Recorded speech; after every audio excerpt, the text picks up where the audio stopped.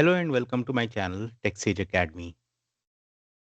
अभी हमने अपने पिछले ही एपिसोड में डेटा फाइल हैंडलिंग की सीरीज ख़त्म की है और आज हम स्टार्ट करेंगे डेटाबेस कनेक्टिविटी, पाइथन और माई एसक्यूएल की। सो database connectivity between Python and my SQL. Database connectivity क्या होती है एक प्रोग्रामिंग लैंग्वेज के लिए और इसकी क्यों ज़रूरत पड़ती है, पहले हम इस चीज़ को समझ लेते हैं।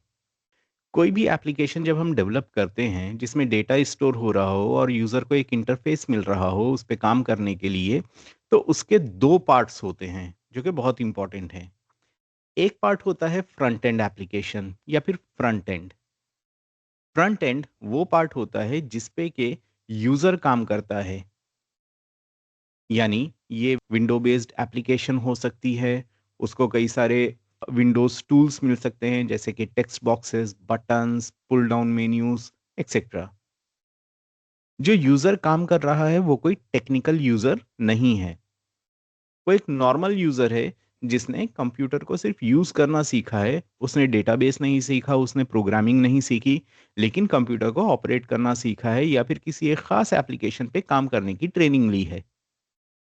हम उस यूज़र से ये एक्सपेक्ट नहीं कर सकते कि वो टेक्निकल एसक्यूएल क्वेरीज़ लिखे या फिर पाइथन में कोड लिखे या किसी और प्रोग्रामिंग लैंग्वेज में कोड लिखे। हम उससे ये एक्सपेक्ट कर सकते हैं कि हाँ, उसके सामने एक विंडोज़ आ जाए या एक इंटरफ़ेस आ जाए और उस इंटरफ़ेस में जो उसकी एप्लीकेशन से रिलेटेड ज़रूरी चीज़ें हैं, वो उनको सिलेक्ट कर सके, डेटा एंट्री कर सके, बटन्स हों उसके सामने जिनकी मदद से डेटा को सेव कर सके। ये जो एप्लीकेशन बनती है, जिसमें यूज़र काम करता है, वो कहलाती है front end application. And programming languages like Python, Java, C plus plus etcetera, इनका एक बहुत इम्पोर्टेंट रोल होता है इन फ्रंट एंड एप्लीकेशंस को क्रिएट करने के लिए।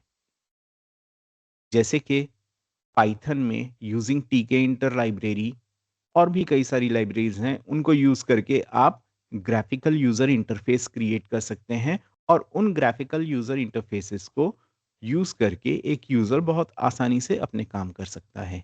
तो पाइथन प्रोग्रामिंग लैंग्वेज का इस्तेमाल हम करेंगे फ्रंट एंड एप्लीकेशन को डेवलप करने के लिए। ऑफ कोर्स हम यहाँ पे कोई विंडोज़ क्रिएट नहीं करेंगे, ग्राफिकल यूज़र इंटरफेस नहीं बनाएँगे, लेकिन प्रॉम्प्ट्स के ज़रिए हम यूज़र को ये फैसिलिटी प्रोवाइड करेंगे। हाँ, अगर हम चाहें तो पाइथन में बहुत अच्छी ग्राफिकल यूज़र इंटरफेस डेवलप किए जा सकते हैं और इसके लिए टीके इंटर की मैंने एक सीरीज़ बनाई हुई है। आप मेरी प्लेलिस्ट में जाके देख सकते हैं, लिंक मैं डिस्क्रिप्शन में डाल दूँगा। एप्लीकेशन प्रोग्रामिंग का दूसरा इम्पोर्टेंट कंपोनेंट है बैकएंड। बैकएंड वो पार्ट है एप्लीकेशन का जहाँ पे पूरा डेटा स्टोर होता है।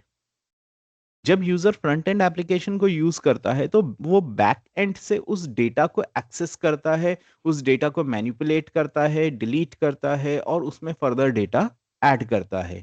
तो ये बैक एंड एप्लीकेशंस का काम ज़्यादातर डेटाबेसेस करते हैं, यानी डेटा स्टोर करने का काम डेटाबेसेस करते हैं। डेटाबेसेस का काम होता है अपने पास huge amount of data in the form of tables store करके रखें और उन डेटाबेसेस में काम करने के लिए कुछ स्पेशलाइज्ड लैंग्वेजेस होती हैं जिन्हें फोर्थ जनरेशन लैंग्वेज कहा जाता है या फिर एसक्यूएल कहा जाता है, स्ट्रक्चर्ड क्वेरी लैंग्वेज। एसक्यूएल के भी कई पार्ट हैं जैसे कि डीडीएल, डीएमएल, टीसीएल। हम उन सब डिटेल्स में नहीं जाएंगे अभी, लेकिन ये एसक्यूएल एक फोर्थ जनरेशन लैंग्वेज है जिसकी मदद से हम डेटा को एक्सेस कर सकते हैं, डेटा को मैनिपुलेट कर सकते हैं, डेटाबेसेस क्रिएट कर सकते हैं, टेबल्स क्रिएट कर सकते हैं।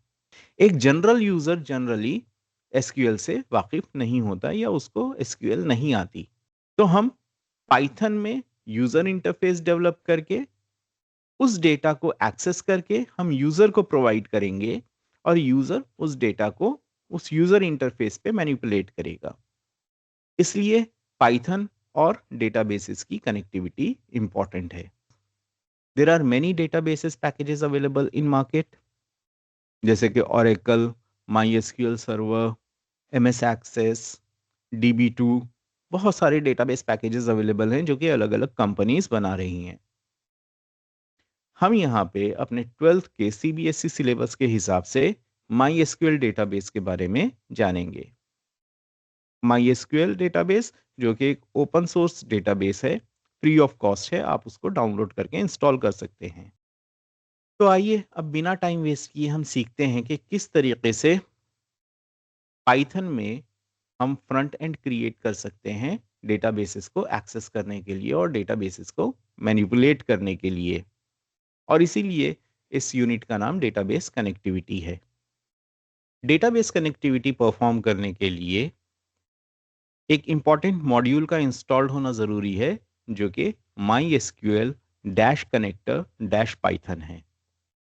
MySQL dash connector dash Python वो सारी फंक्शनैलिटीज़ प्रोवाइड करता है जिसकी मदद से हम MySQL डेटाबेस से कनेक्ट हो सकते हैं और डिफरेंट फंक्शंस एग्जीक्यूट कर सकते हैं, डिफरेंट एसक्यूएल क्वेरीज एग्जीक्यूट कर सकते हैं। तो आइए सबसे पहले देखते हैं कि MySQL dash connector dash Python किस तरीके से इंस्टॉल किया जाएगा। सबसे पहले हम कमांड विंडो ओपन कर लेंगे एडमिनिस्ट्रेटर मोड में और यहाँ पे कमांड देंगे हम पिप install MySQL dash connector dash Python. और ये इंस्टॉल करने के लिए ज़रूरी है कि आप इस वक्त इंटरनेट से कनेक्टेड रहें, क्योंकि ये डायनामिकली इंटरनेट से मॉड्यूल्स और फाइल्स डाउनलोड करता है। दूसरी चीज़ इंपॉर्टेंट ये है कि जब आप पाइथन इंस्टॉल कर रहे हो तो वहाँ पे एनवायरमेंटल वेरिएबल उसको सेट कर दें। Set path to environment variable करके एक ऑप्शन आता है इंस्टॉलेशन के टाइम में, आप उसको चेक कर दें। तो इस वजह से जहाँ से भी किसी भी लोकेशन से अगर आप कमांड देंगे इंस्टॉलेशन की यूजिंग डॉस प्रॉम्प्ट, आपका इंस्टॉलेशन हो जाएगा। तो अब हम एंटर की प्रेस करते हैं और देखते हैं किस तरीके से ये इंस्टॉल होता है। अब मैंने एंटर की प्रेस कर दी है। अब ये इंस्टॉल करना स्टार्ट कर रहा है। तो यहाँ पे हमारा MySQL dash connector dash Python install हो चुका है। अब आइए इसको चेक करते हैं कि ये करेक्टली इंस्टॉल हुआ है या नहीं हुआ है। पाइथन शेल पे मैं एक कमांड दे के चेक कर लूँगा इसको, import mysql dot connector. Enter की प्रेस करने पे कोई एरर नहीं आया, इसका मतलब ये मॉड्यूल हमारा सक्सेसफुली इंस्टॉल हो गया। अब ये मॉड्यूल इंस्टॉल हो गया, अब हमारा काम रहता है कि प्रोग्राम बनाना और डेटाबेस में से डेटा को एक्सेस करना, मैनिपुलेट करना। लेकिन उससे पहले 2-3 इंपॉर्टेंट टर्म्स समझना आपके लिए ज़रूरी है। सबसे पहली टर्म आती है कनेक्शन स्ट्रिंग। कनेक्शन स्ट्रिंग क्या होती है? कनेक्शन स्ट्रिंग एक स्ट्रिंग ऑफ कैरेक्टर्स है जो कि डेटाबेस से कनेक्टिविटी एस्टैब्लिश करने के लिए सारे पैरामीटर्स प्रोवाइड करती है। अभी हम देखेंगे प्रोग्राम के दौरान कि कनेक्शन स्ट्रिंग क्या होती है। दूसरा है डेटाबेस ऑब्जेक्ट। डेटाबेस ऑब्जेक्ट एक ऐसा ऑब्जेक्ट होता है जो कि कनेक्शन स्ट्रिंग को स्टोर करके रखता है और डेटाबेस से रिलेटेड या एसक्यूएल से रिलेटेड डिफरेंट फंक्शंस एग्जीक्यूट करता है, जैसे कि कर्सर को क्रिएट करना, डेटाबेस को कमिट करना। इन सारे कामों को डेटाबेस ऑब्जेक्ट परफॉर्म करता है और ये डेटाबेस ऑब्जेक्ट ही कनेक्शन स्ट्रिंग को भी अपने पास स्टोर करके रखेगा। तीसरी इंपॉर्टेंट टर्म है कर्सर। कर्सर एक ऐसा ऑब्जेक्ट है जो कि आपकी एसक्यूएल क्वेरीज को पाइथन में एग्जीक्यूट करेगा। यानी यूजिंग कर्सर आप एसक्यूएल क्वेरीज लिखेंगे, कर्सर को प्रोवाइड करेंगे और कर्सर उन क्वेरीज को एग्जीक्यूट करेगा। वो क्वेरीज जाके MySQL डेटाबेस में एग्जीक्यूट होंगी। लिख आप पाइथन में रहे हैं लेकिन एग्जीक्यूट होंगी MySQL डेटाबेस में।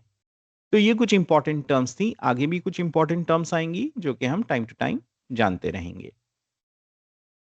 पहले हम देख लेते हैं MySQL और MySQL में एक छोटा सा डेटाबेस क्रिएट कर लेते हैं और एक टेबल क्रिएट कर लेते हैं जिसमें हम सारे फंक्शंस परफॉर्म करेंगे। तो MySQL मैं ओपन कर लेता हूँ। इसके लिए ज़रूरी ये है कि आपके पास MySQL इंस्टॉल्ड हो। 1 2 3 4 5 6 इसका मैंने पासवर्ड दे रखा है। आसान पासवर्ड दे के रखिए अगर आपके अपने सिस्टम पे MySQL है और आप प्रैक्टिस के लिए यूज़ कर रहे हैं। लेकिन अगर प्रैक्टिकल सिनेरियोज़ में यूज़ कर रहे हैं, अगर आप कहीं वर्किंग प्रोफेशनल हैं, तो ये डेटाबेसेस का पासवर्ड बहुत स्ट्रॉन्ग होना चाहिए। ओके, इसका थोड़ा फ़ॉन्ट साइज़ बढ़ा लेंगे हम। प्रॉपर्टीज़ में जाएँगे, फ़ॉन्ट में जाएँगे और इस फ़ॉन्ट साइज़ को 24 कर देंगे। सो अब मैं यहाँ पे एक डेटाबेस क्रिएट कर लूँगा, क्रिएट डेटाबेस माई स्कूल, और ये एक डेटाबेस क्रिएट हो गया।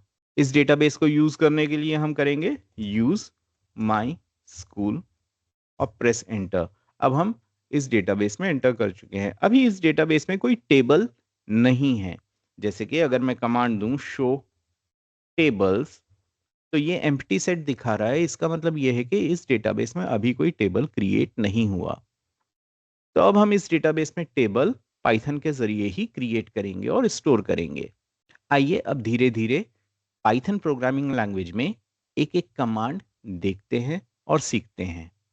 सबसे पहले हम इसमें इंपोर्ट करेंगे इंपोर्ट mysql डॉट कनेक्टर। ये सबसे इंपॉर्टेंट है। दूसरा स्टेप, अब हम डेटाबेस ऑब्जेक्ट क्रिएट करेंगे। तो कुछ भी नाम दे सकते हैं इसको, db दे देता हूं मैं, is equal to mysql dot connector dot connect. ये जो मॉड्यूल हमने इनपुट किया है, इसमें एक मेथड है कनेक्ट मेथड, जो कि कनेक्शन स्ट्रिंग एज पैरामीटर लेता है। अब आप ये देख सकते हैं कि यहाँ पे मुझे बहुत लंबा लिखना पड़ रहा है mysql dot connector dot connect, और गलती होने के भी चांसेस हैं। तो मैं इसको एज con ले लेता हूँ, mysql dot connector as con। तो अब instead of writing this complete name, what I will be doing, I will be writing con dot connect. कौन एक एलियस नेम हो गया mysql डॉट कनेक्टर का, और इसमें मैं कनेक्शन स्ट्रिंग प्रोवाइड करूंगा। अब कनेक्शन स्ट्रिंग के क्या क्या कंपोनेंट्स हैं? कनेक्शन स्ट्रिंग का सबसे पहले कंपोनेंट होता है होस्ट। होस्ट क्या है? होस्ट वो मशीन होती है जिसपे आपका डेटाबेस इंस्टॉल्ड है, वो मशीन होस्ट कहलाती है। यहां पे मैं दूंगा लोकल होस्ट। अब ये लोकल होस्ट हमने क्यों दिया है? लोकल होस्ट हमने इसलिए दिया है क्योंकि जिस मशीन पे मैं काम कर रहा हूं उसी मशीन पे मेरा डेटाबेस इंस्टॉल्ड है। तो ये मशीन मेरे लिए लोकल होस्ट कहलाती है। इसलिए मैं यहां पर is equal to with in quotes local host दे रहा हूं। अगर मान लीजिए नेटवर्क पे किसी और मशीन पे आपका डेटाबेस इंस्टॉल्ड है, तो उस केस में यहां लोकल होस्ट की जगह आप उस मशीन का आईपी एड्रेस प्रोवाइड करेंगे।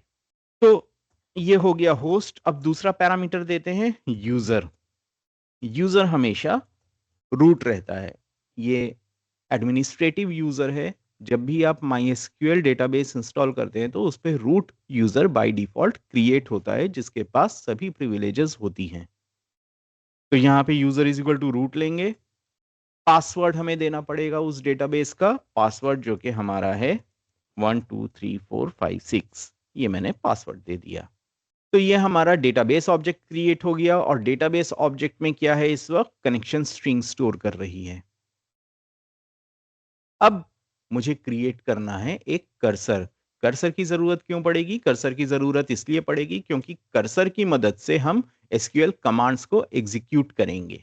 तो एक वेरिएबल ले लेते हैं, बल्कि ऑब्जेक्ट कहेंगे हम इसको, वेरिएबल नहीं। cur is equal to db dot cursor. तो डेटाबेस का अब एक मेथड है कर्सर मेथड, जिसकी मदद से कर्सर ऑब्जेक्ट क्रिएट होगा, और कर्सर ऑब्जेक्ट क्रिएट होके cur कर्सर को असाइन हो जाएगा। अब सबसे पहले हम छोटी सी कमांड देकर देखते हैं, और यहां पे हम कमांड देंगे। मान लीजिए हमें डेटाबेस क्रिएट करना है, तो मैं कमांड दूंगा क्रिएट डेटाबेस माई स्कूल 1। ये हमारा प्रोग्राम बन गया। 4 लाइनों का प्रोग्राम है, छोटा सा। इसको सेव कर लेंगे, डेटाबेस 1 के नाम से हमने सेव कर लिया, और इसको रन करते हैं। हमने रन किया, प्रोग्राम हमारा एग्जीक्यूट हो गया। आइए अब MySQL में जाके देखते हैं माई स्कूल 1 के नाम से डेटाबेस क्रिएट हुआ है या नहीं हुआ है। तो मैं आ जाता हूँ MySQL पे, और यहाँ पे कमांड देता हूँ शो डेटाबेसेस, और यहाँ पे आप देखिए माई स्कूल 1 के नाम से एक नया डेटाबेस क्रिएट हो गया। वापस आते हैं आप पाइथन पे। अब आइए नेक्स्ट कमांड देखते हैं कि किस तरीके से हम उन डेटाबेसेस को जो कि वहां पे क्रिएटेड हैं, शो डेटाबेस कमांड की मदद से हम कैसे उनको पाइथन में व्यू कर सकते हैं। कमांड देंगे हम cursor dot execute show databases. ये हमने command the. For I in cursor print आई।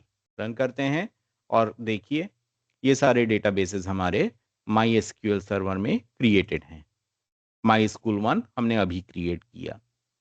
तो बहुत ही सिंपल तरीके से हम कमांड्स दे सकते हैं, cursor dot execute show databases, और फिर फॉर आई इन कर्सर। आई एक आइटरेबल की तरह इस कर्सर में लूप करेगा और एक एक करके इन डेटाबेसेस को एक्सेस करके आपको शो करता जाएगा। तो हमने डेटाबेस क्रिएट किया, डेटाबेस शो किया। अब नेक्स्ट हमारा काम है उस डेटाबेस में एंटर करना और उन डेटाबेसेस में टेबल्स क्रिएट करना। अब मैं यहाँ पे थोड़ा सा कनेक्शन स्ट्रिंग को मॉडिफाई करता हूँ। अगर हमारा डेटाबेस बन चुका है तो हम यहाँ पे डेटाबेस के नाम से कमांड दे सकते हैं, database is equal to my school 1। तो अब इस कनेक्शन स्ट्रिंग में एक चौथा पैरामीटर ऐड कर दिया, database is equal to MySQL 1, यानी ये इस डेटाबेस को पॉइंट कर रहा है। अब हमें क्या करना है, हमें देखना है टेबल्स, शो टेबल्स। रन करते हैं इस प्रोग्राम को और इस वक्त इस डेटाबेस में कोई टेबल नहीं है। तो हम क्या करेंगे, हम पहले टेबल को क्रिएट करेंगे। छोटा सा टेबल क्रिएट कर लेंगे with limited number of columns और फिर उसको हम यहाँ पे डिस्प्ले करवाएंगे। So cursor dot execute create table, इसको मैं नाम दे देता हूँ स्टूड, और इसमें फील्ड्स रहेंगी एडमिशन नंबर और इसका डेटा टाइप रहेगा कैर 10 और इसको हम प्राइमरी की भी बना देते हैं। प्राइमरी की नेम varchar 15 और class char 4 and marks integer ले लेते हैं int 11 और ये हमारा ब्रैकेट क्लोज हो जाएगा।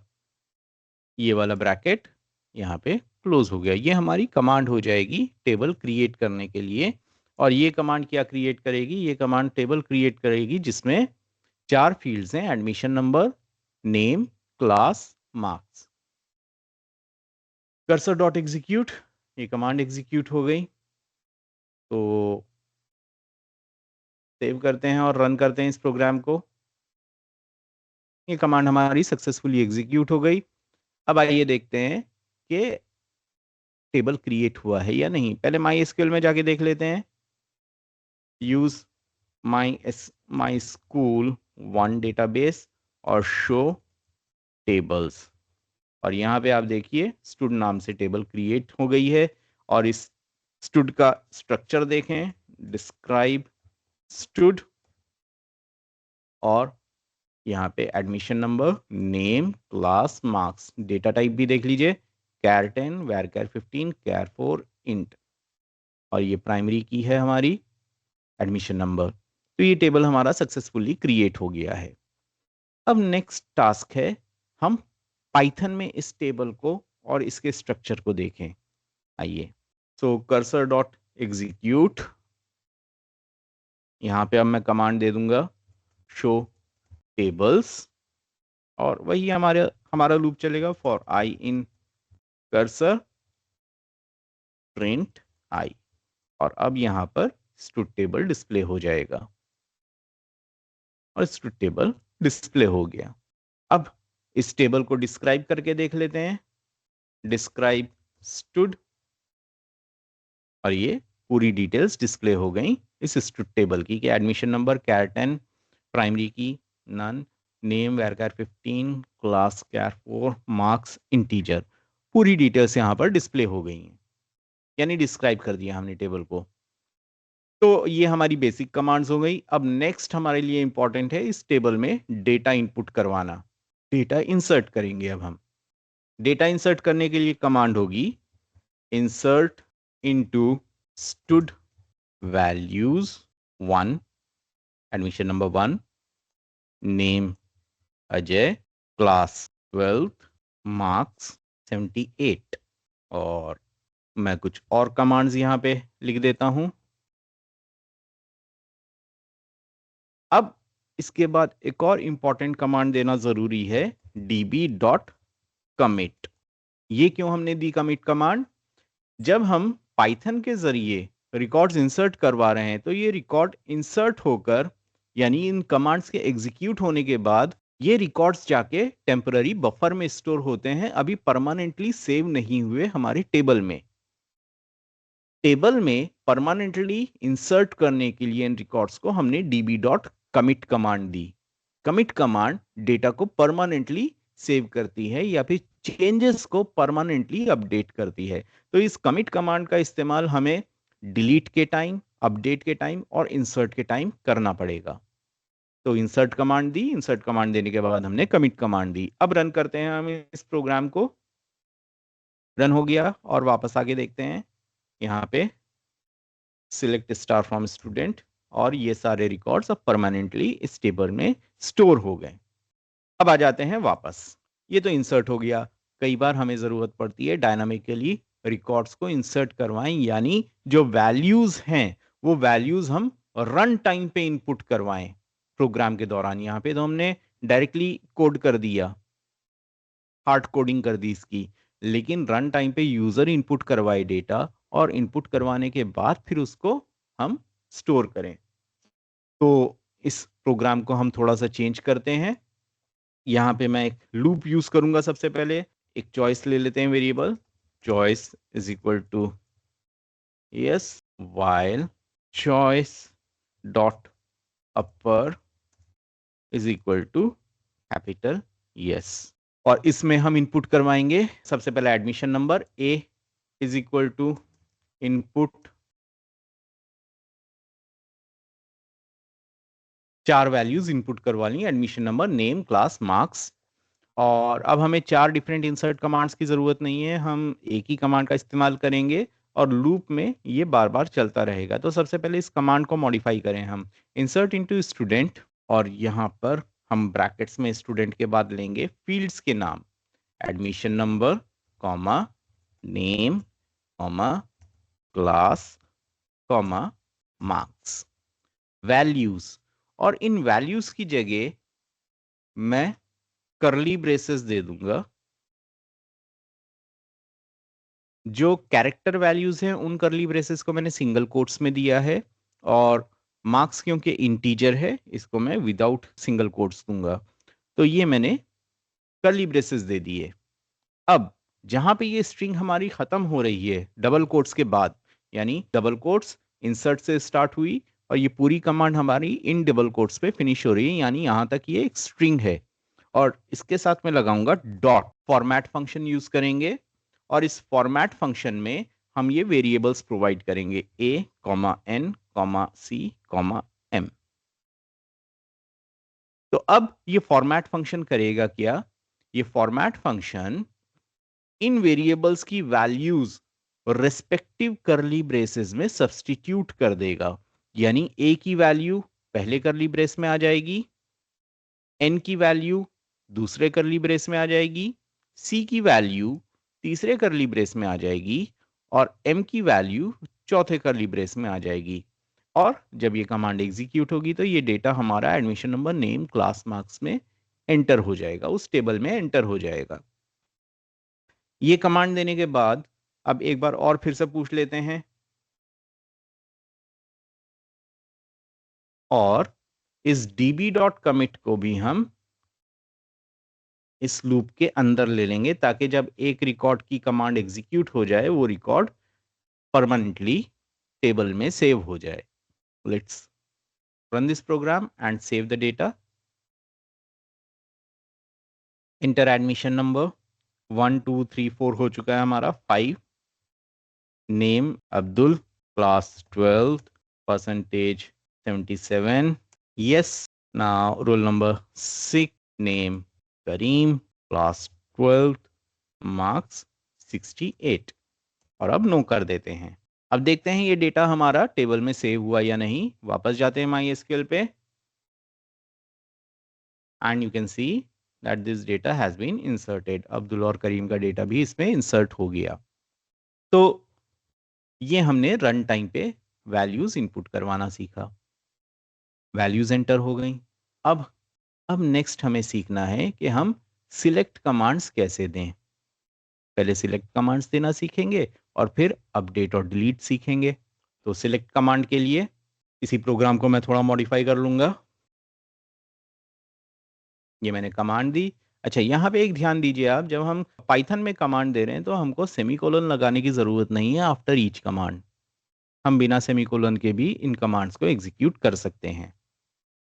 Cursor dot execute select star from stood, अब कर्सर इस कमांड को एग्जीक्यूट करेगा और एग्जीक्यूट करने के बाद कर्सर के पास एक सेट ऑफ रिजल्ट्स यानी सेट ऑफ रिकॉर्ड्स रिटर्न होकर आएगा जिसको रिजल्ट सेट कहते हैं।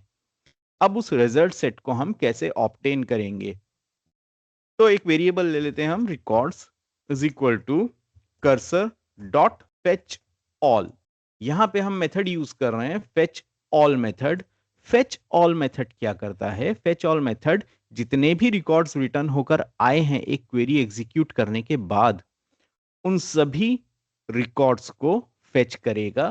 फेच करके इस रिकॉर्ड वेरिएबल में हम उसे स्टोर कर लेंगे। और यहां पे अब हम लूप रन कर लेते हैं, for I in record print I। Let's run this program और देखिए सारे रिकॉर्ड्स जो फेच होकर आए हैं वो यहाँ पे प्रिंट हो गए। This is how we can execute select query. अब सिलेक्ट क्वेरी हमारी कंडीशन बेस्ड भी हो सकती है कि भाई select star from stud where, एक कंडीशन, तो अब हम वो लगाते हैं। तो मान लीजिए इसको भी हम डायनामिक बनाएंगे। डायनामिक बनाने से पहले सिंपली देख लेते हैं, select star from stud where marks greater than 75। Save करते हैं, रन करते हैं। तो अब यहाँ पे सिर्फ दो रिकॉर्ड्स हैं जिसमें ग्रेटर देन 75 वैल्यू है। अब यहाँ पे हमको रन टाइम पे चाहिए वैल्यू, जो भी वैल्यू हम इनपुट करवाएं। तो एक वेरिएबल ले लेंगे m is equal to, again same process apply करेंगे, curly brace marks greater than curly brace, और अगर ये कैरेक्टर वैल्यू होती तो हम इसको सिंगल कोट्स में ले लेते, डॉट फॉर्मेट और ब्रैकेट में m हम पास कर देंगे। रन करते हैं क्वेरी को। अब पहले मार्क्स बताएंगे, अब ग्रेटर देन 70 दे देते हैं हम। तो ये रिकॉर्ड्स हमारे ग्रेटर देन 70 हैं। दोबारा रन करते हैं, ग्रेटर देन 75 दे देते हैं। ये दो रिकॉर्ड्स हमारे ग्रेटर देन 75 हैं। तो इस तरीके से हम इस प्रोग्राम को और ज़्यादा डायनामिक बना सकते हैं। अभी हमने यहाँ पे फेच ऑल फंक्शन यूज़ किया है। मैं दे देता हूँ यहाँ पे, वापस आते हैं उसी कमांड पे जो हमारी नॉर्मल कमांड थी, सिलेक्ट स्टार फ्रॉम स्टूडेंट्स, क्योंकि सारे रिकॉर्ड्स फेच होकर आएंगे। और मैं दे देता हूँ फेच 1। तो अब देखिए इसने सिर्फ पहला रिकॉर्ड फेच किया, और क्योंकि हमने आई चलाया है रिकॉर्ड में, प्रिंट आई ने क्या किया, एक एक एलिमेंट उसका इंडिविजुअली प्रिंट करवा दिया। अगर मैं इसको डायरेक्ट प्रिंट कर दूं प्रिंट रिकॉर्ड, तो पूरा रिकॉर्ड हमारा प्रिंट हो जाएगा, 1 अजय 1278। और ये जो लूप चल रहा है हमारा वो इंडिविजुअली इस टपल के एलिमेंट्स को एक्सेस कर रहा है। जो रिकॉर्ड हमारा फेच होकर आ रहा है वो टपल के फॉर्म में आ रहा है। First record, fetch one command, fetch one method fetches the first record of the table। मैं यहां पर अब दे देता हूं fetch 3 और 1 की जगह कर देता हूं many। Now fetch many commands accesses a number of records which we specify within the brackets as parameter। तो यहाँ पे हमने पैरामीटर में 3 स्पेसिफाई किया है। फेच मैनी कमांड क्या करेगी, 3 रिकॉर्ड्स को, पहले 3 रिकॉर्ड्स को फेच करेगी। तो रन करते हैं कमांड को, और यहाँ पे आप देखिए प्रिंट रिकॉर्ड हमने किया है, तो तीनों रिकॉर्ड इसमें आ रहे हैं एक लिस्ट के फॉर्म में, और हर रिकॉर्ड एक टपल के फॉर्म में है। अगर मैं यहाँ पे लूप चला दूं फॉर आई इन रिकॉर्ड, तो ये एक एक टपल प्रिंट कर देगा हमारा, यानी 3 रिकॉर्ड्स को प्रिंट कर देगा। तो यहाँ पे 3 रिकॉर्ड्स हमारे फेच हो गए, एक्सेस हो गए।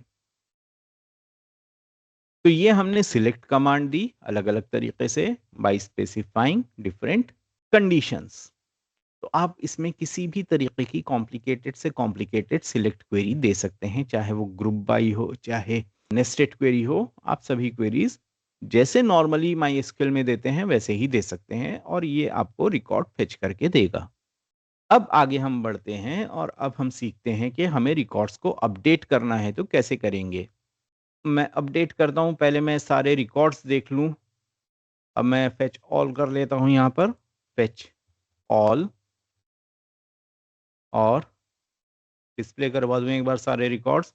सो लेट्स से मुझे करीम का रिकॉर्ड अपडेट करना है और इसके मार्क्स 78 थे, मैंने गलती से 68 कर दिए। तो अब मैं इसको अपडेट करूंगा, update student set marks is equal to, यहाँ पे curly brace, where admission number is equal to, और अब सिंगल कोट्स में करली ब्रेस डॉट फॉर्मेट, पहले में हम लेंगे मार्क्स पहले करली ब्रेस में और दूसरे करली ब्रेस में जाएगा हमारा एडमिशन नंबर, और दोनों चीजें हम रन टाइम पे इनपुट करवाएंगे। एडमिशन नंबर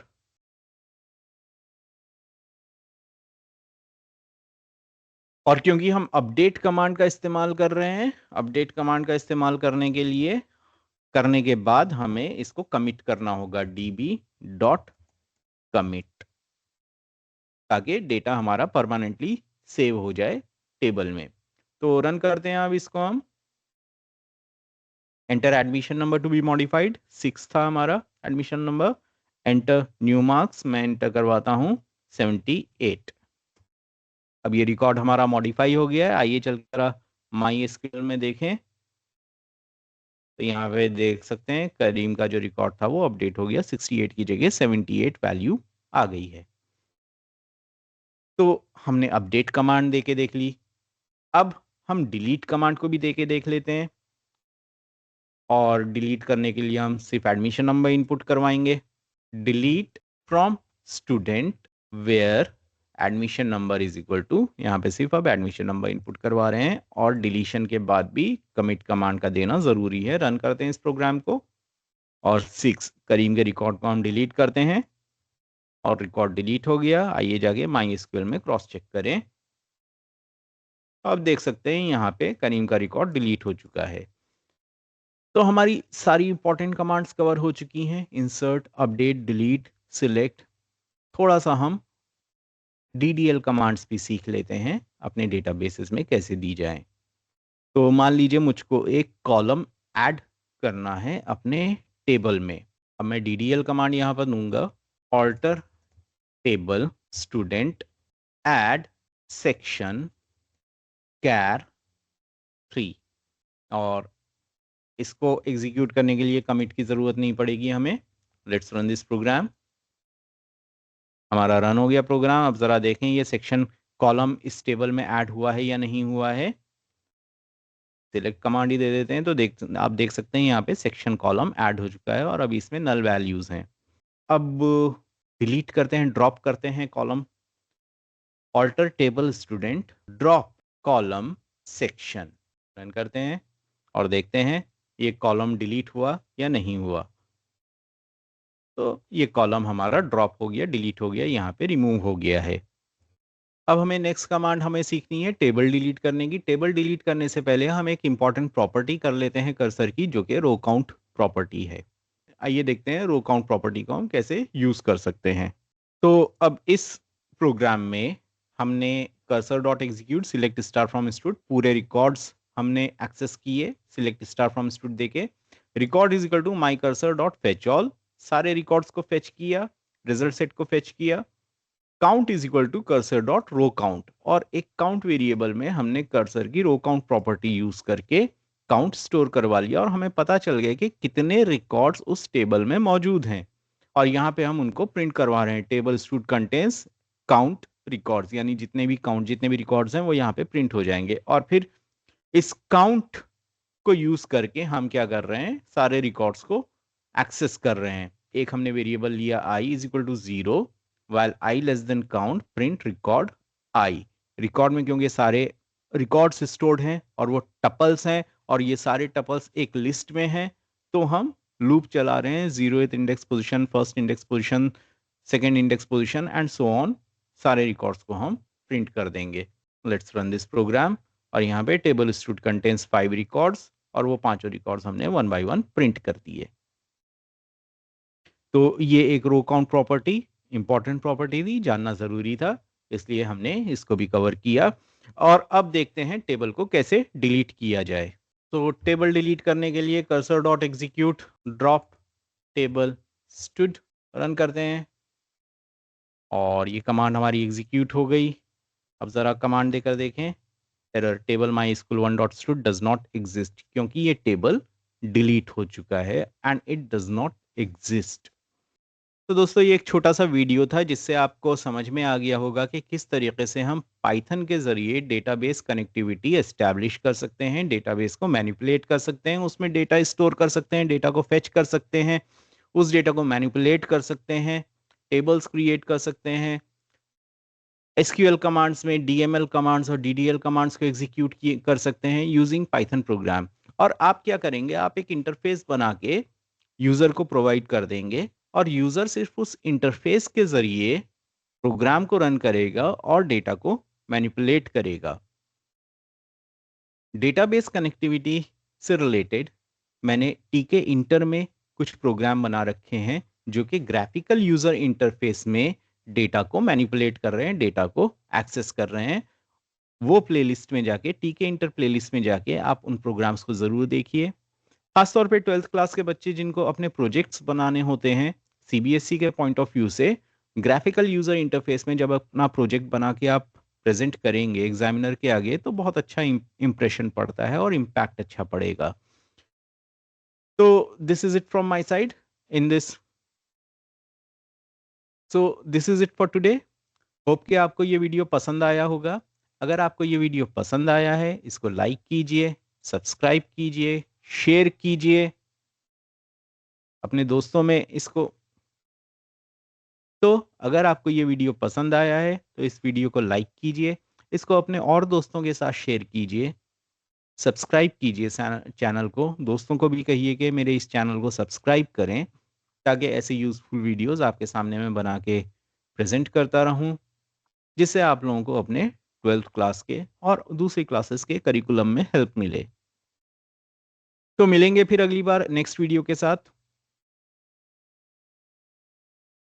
इस वीडियो के साथ हमारी class 11th and class 12th से रिलेटेड पाइथन का जितना कंटेंट है वो हमने पूरा कवर कर लिया है। पाइथन रिलेटेड कंटेंट, चाहे वो क्लास 11th हो या क्लास 12th हो। यानी अगर आप क्लास 11th या क्लास 12th में हैं तो आप मेरे इन वीडियोस को देख के पाइथन रिलेटेड कंटेंट पूरा अच्छे से समझ सकते हैं। तो जुड़े रहिए मेरे साथ। अगर ये वीडियो पसंद आया है तो इसको लाइक कीजिए। तो अगर ये वीडियो आपको पसंद आया है तो इसको लाइक कीजिए, अपने दोस्तों के साथ शेयर कीजिए, उनको कहिए कि चैनल को सब्सक्राइब करें और जुड़े रहें मेरे साथ for more videos. Till then take care and keep programming.